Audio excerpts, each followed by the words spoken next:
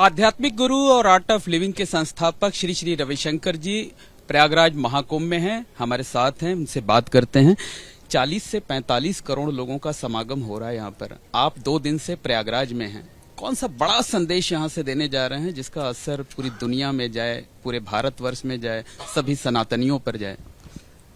देखिए, पहले मैंने पहला कुंभ यहाँ पर 80 के दशक में किया था, तो 4 बार यहाँ हमने महाकुंभ में शामिल हुए हैं। मैं कहूँगा इस बार जो आयोजन है, बृहत आयोजन, ऐसे कभी नहीं हुआ। जितनी सुविधाएं इस बार मुझे देखने को मिला, ये तो बहुत अद्भुत है। दूसरी बात है, गंगा का पानी उन दिनों में, पिछले कुंभ में भी इतना साफ नहीं था, स्वच्छ नहीं था। आज पानी से ये लगता है कि स्नान कर सकते हो। स्वच्छता है और कर्मचारियों की व्यवस्था अच्छी है सब जगह। सड़क की और अधिक फैला दिया गया। पहले तो यहाँ तक चूसी तक नहीं था। पहले कुंभ तो वहीं का वहीं समाप्त होता, तो उतना ही संगम के आसपास ही रहा। अब क्षेत्र को विस्तार कर दिया, इसलिए भी सुविधा हुई। एक तरह से लोगों को चलना पड़ता था, मगर मैं कहता हूँ ये स्वास्थ्य के लिए अच्छा है। आजकल जो लोग घर में भोजन कर के बैठे रहते हैं, उनके लिए कुंभ में आके 10 बार चले तो स्वास्थ्य के लिए अच्छा है। और सब तरह की सुविधाएं सरकार दिए ही हैं।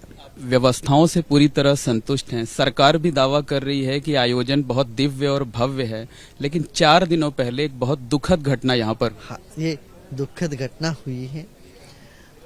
एक मैं कहते जैसे कहते हैं ना, एक तरह नजर लग गया है जैसे। इसमें सावधानी बरतनी चाहिए। अधिकारी वर्ग तो काफी उनका अपना प्रयत्न कर रहे हैं। देखिए, जब तक जनता सहयोग नहीं करेगी, कोई भी काम सुचारू रूप से हो नहीं सकता। अब सबको वो एक ही जगह जाके स्नान करना, 5 करोड़ लोग, भगदड़ मच जाएगी। तो इसलिए हम अपील किए हैं। संगम माने 15 किलोमीटर की पूरी क्षेत्र को संगम कहते हैं, तो कहीं पर भी स्नान कर लीजिए। गंगा में किसी भी कोने पर या जमुना जी के, तो उतना ही फल मिलेगा। हमें वो सोचना चाहिए। ये एक दुर्घटना हो गई है, इससे सबको सीख मिली है। वो भी रात को हुई, रात को 2 बजे देखिए, अमावस्या खाली रात को। और अधिकारी वर्ग भी, पुलिस और दिन भर लगे रहे, 2 दिन से लगे रहे। वो भी, उनको भी विश्राम चाहिए, वो भी तो मनुष्य ही है ना। और रात को थोड़ी बहुत ऐसे हो गई, तो आप लोगों से बाकी सब चीजें चल पड़ी है। ऐसी दुर्घटना पहले भी हुई है, मगर 100 से ज्यादा लोग ब्रिज कोलैप्स होके नदी में चले गए। हरिद्वार में हम थे उस वक्त। आप लोगों से अपील कर रहे हैं कि वो नियमों का पालन करें, सारे लोग संगम पर ही फोकस ना करें, गंगा जी का जो भी घाट हो वहां स्नान कर लें। लेकिन जो घटना हुई उसने कलंक तो लगा दिया है। नहीं, देखिए, कुछ हो गया है, दुर्भाग्यपूर्ण घटना, मगर उनके लिए काफी एक राहत के लिए भी यहाँ मुख्यमंत्री जी ने बहुत आगे बढ़ के किया। उनके दिल में दर्द है इस बात की। कल हम मिले थे मुख्यमंत्री आदित्यनाथ योगी जी से। उन्होंने बहुत उनके मन में इसके आघात हुआ है। उन्होंने अपनी जिम्मेदारी लिया है, बहुत कुछ कर रहे हैं उन परिवारों के लिए। मैं उन जो पीड़ित हैं उन सबके लिए प्रार्थना कर रहे हैं। गुरुजी, आपकी मुलाकात मुख्यमंत्री योगी आदित्यनाथ जी से हुई। जिस कार्यक्रम में, जिस जगह मुलाकात हुई, उन्होंने एक इशारा किया कि इस भगदड़ के पीछे कोई बड़ी साजिश हो सकती है। जो है वो संतों ने धैर्य दिखाया है, संतों का धैर्य टूटना नहीं चाहिए। आपको भी लगता है? देखिए, ये तो इंटेलिजेंस वालों का काम है, वो लोग बताएंगे इसमें कोई साजिश है कि नहीं। मगर ये एक बात अवश्य मैं जनता से अनुरोध करूंगा, पालन करें, शासन को पालन करें, अनुशासित रहें। कि देखिए, हमारे समाज में दौड़ने का, भगदड़ मचाने का ये एक बना हुआ है पहले से कल्चर। हम वो जर्मन लोग जैसे नहीं है जो अपनी एकदम पालन करेंगे, जापानीज जैसे नहीं है। हमारे देश में एक आत्मीयता मित्रता भाव अधिक होने के वजह से भी हो सकता है हम लोग आगे ये घुसने लगते हैं। जिन लोगों ने अपने परिवार को खोया, निश्चित तौर पर उनकी पीड़ा समझी जा सकती है। आपने भी हाथ जोड़कर विनम्र श्रद्धांजलि दी है, लेकिन ऐसे मौके पर जो संत महात्मा, कथावाचक, गुरु जब ये कहें कि लोग मरे नहीं हैं, यहाँ पे मोक्ष मिल गया है, तो वो तो उनकी पीड़ा को और बढ़ाता है। नहीं, ऐसा बोलना नहीं। अच्छा ठीक है, देखिए किसी किसी का समझाने का तरीका अलग हो सकता है। जैसे काशी में मृत्यु हो तो मोक्ष बोलते हैं, ऐसे प्रयागराज में किसी की भी मृत्यु होती है, वो शब्दों की खेल है। ये शब्दों के जाल में नहीं फंसना चाहिए। संतों का बहुत अच्छा भाव है, उनके भाव को देखें, ताकि सब संतों ने एक साथ मिलकर के शाही स्थान को समाप्त कर बोल दे कि इस दिन नहीं करेंगे, अपना अमृत स्नान को रोक दिया था।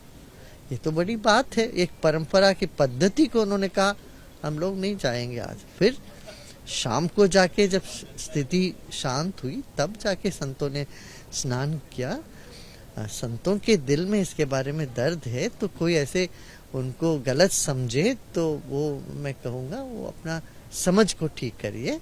वो कभी ये नहीं सोचेंगे कि तुम आपकी असंवेदनशील नहीं है। संत जो भी होते हैं वो बहुत ज्यादा संवेदनशील होते हैं। धीरेन्द्र शास्त्री जी ने जिस तरीके से, आपने यही कहा ना कि तरीका गलत हो सकता है, तो जो तरीका था उससे पीड़ित परिवारों का कहना था कि हमें और दुख पहुंचे। हाँ, मैं कहूँगा पीड़ित परिवारों को, देखिए अब इन बातों को दिल में मत लीजिए, ठीक है ना। किसी के मुंह से कोई शब्द निकल गया, मगर उनके हृदय में, किसी के हृदय में, धीरेन्द्र जी के हृदय में आपके प्रति कोई ऐसा भाव नहीं है।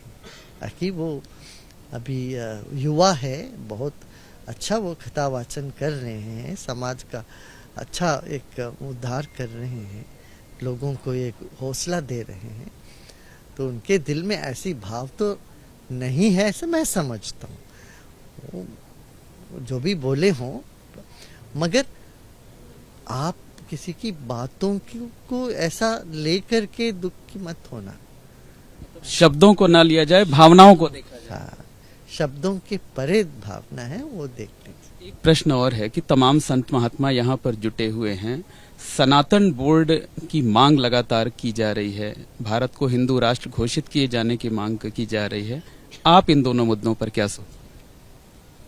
देखिए हमारी संस्कृति ही ऐसा है। यहाँ देखिए अनेकता में एकता, एकता में अनेकता दिखती है। इतने सारे मत है, संप्रदाय है, हजारों करोड़ों लोग अलग अलग संप्रदाय को मानने वाले हैं। ये भारत का अपना अद्भुत अपने विशेष शैली है। तो इसी पर हमें जोर देना चाहिए। एक जगह हम वक्फ बोर्ड की जो समस्याएं हैं उसको सुधारने की चेष्टा कर रहे हैं। सनातन के संत सब एकत्रित है ही हैं, वो देखेंगे कैसा क्या होता है। एक अंतिम प्रश्न ये है, क्योंकि आपके पास समय कम है, अयोध्या में रामलला के भव्य मंदिर का निर्माण हो चुका है। सारे संत महात्माओं की, सारे सनातनियों की ये इच्छा है कि काशी और मथुरा भी पूर्ण रूप से मुक्त हो जाए। रास्ता क्या है? अयोध्या के मामले में तो आपने आगे आए थे, इनिशिएटिव लिया था। काशी का भव्य परिसर बन गया, काशी की कॉरिडोर बन गया। हमारे प्रधानमंत्री जी की जो एक दृष्टि थी उस पर उन्होंने दिखा दिया। इतने सारे छोटे छोटे मंदिर है, गली है, दुकानें हैं, सब हटा के कितना भव्य लग रहा है। अभी आप सोच ही नहीं सकते थे ऐसे मंदिर का, काशी मंदिर का पहले का। अभी काशी का तो बहुत सुंदर विकास हुआ है।